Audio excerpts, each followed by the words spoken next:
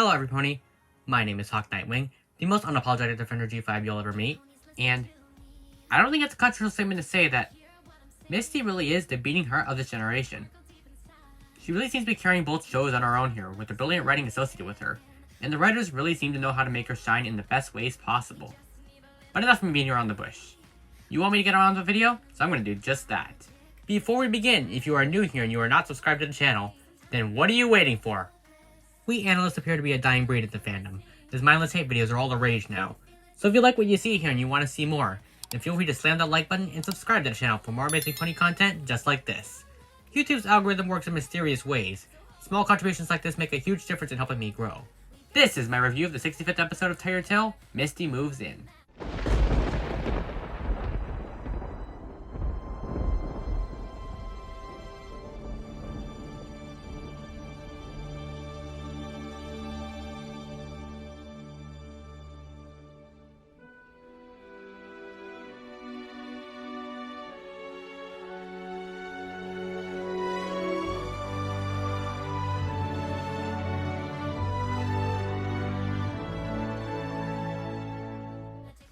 So the episode starts off with Misty being welcomed to her new home in the Crystal Bright House, after which I presume Opaline has been defeated considering the timeline, and her being shown her new room. She's a bit nervous about moving in with the other ponies, but her friends assure her that she'll never, ever be alone again. Oh boy, I can already see where this is going. A bunch of mishaps later and a talk with Alphabittle, sending the others gladly give Misty her space, and the episode ends with her watching a montage reel of her friendship with them. So, what did I think of the episode? Well, it's no surprise that any episode featuring mystery nowadays seems to always turn out to be a certified banger, and I do think that this is quite the enjoyable entry. Where the episode shines brightest is showcasing how scary it can be moving into a new place with new roommates, especially when you've been on your own for so long. In this case, Misty doesn't adjust easily to a new environment like this, especially one that is so loud and noisy. She prefers peace and solitude, which I'm sure this is a sentiment we can all relate to. I mean, this sort of rowdy playtime environment is quite normal for the main five, but not for Misty. I'm sure we all have that one family member that tells you to knock it off after a while, and that's perfectly represented in Misty. All she really wants to do is adapt to her new home in her own way, and not have the ways of her friends shoved down her throat. Again, the writing for her is very relatable, and you can really feel for her throughout. And things really get into high gear feels territory when she thinks that her friends are upset at her, and she begins to break down. It's clear in this moment that she feels like she made a massive mistake by telling her friends off back there, and she's worried that she'll be abandoned by them once again. And the episode actually keeps the more quiet mood throughout the rest of its runtime. The moment lasts and there's no goofy hijinks to offset the mood. That is primarily reserved for the short montage, and a pretty interesting callback to Nightmare Roommate to boot. But when it's focused on Misty walking throughout the Bright House, the tone shifts and becomes more serious. Then it shifts from sad to heartwarming when she discovers the friendship reel. And even when she and her friends are watching the video together, the moment stays quiet and peaceful. This is perfect, and it actually shows that despite the writing of these episodes being fast-paced and wacky, this show can still slow down and deliver quiet and endearing moments.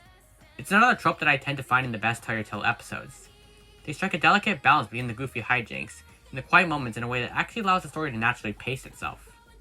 Now, I know that people are going to take issue with the fact that Sunny and the others were portrayed very obnoxiously, but you know what? I'm actually okay with this time around, because the point of the story was to show that Misty doesn't feel like she fits in with this type of environment. She tries to put up with everything like a good sport, but there's only so much that one mayor can take. I will say that the LP staff should start applying this type of strong writing to the other characters too, that way so it doesn't feel like they're using Misty as a crutch to carry the series. But this at least shows that something else that Tiger Tail is capable of telling genuine and heartfelt stories.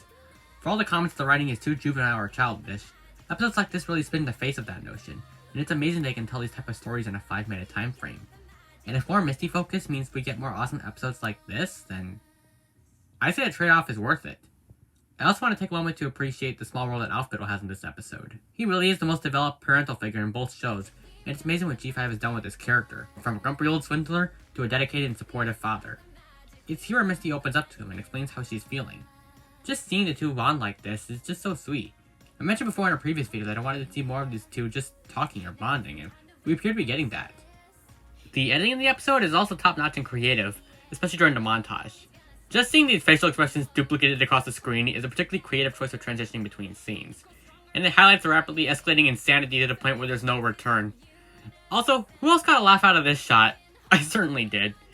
Anyone else seem to think that there might be some sort of out-of-context implication people might take from this? I certainly think so. But, to close out, this was yet another solid Misty episode.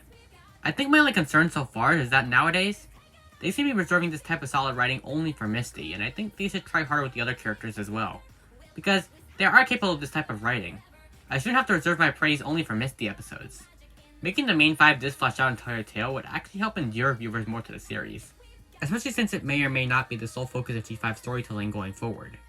Now, that has nothing to do with this episode in particular, just I worry they might be using Misty a little too much, to the point where it's beginning to take away from the other characters with how much the quality of her writing is eclipsing theirs. But then again, I like having to tell the hate them I told you so whatever brings out the best in both shows, I'll happily go along with it. And as for this episode alone, it was a very enjoyable and heartfelt watch. It's certainly one that I look forward to watching again sometime soon. But what do you all think? Did you enjoy this episode like I did, or are you getting tired of Misty getting all the love from the writers? I'd certainly be interested in hearing what you all have to say. So with that being said, this is Nightwing signing out until next time. Hoof to heart.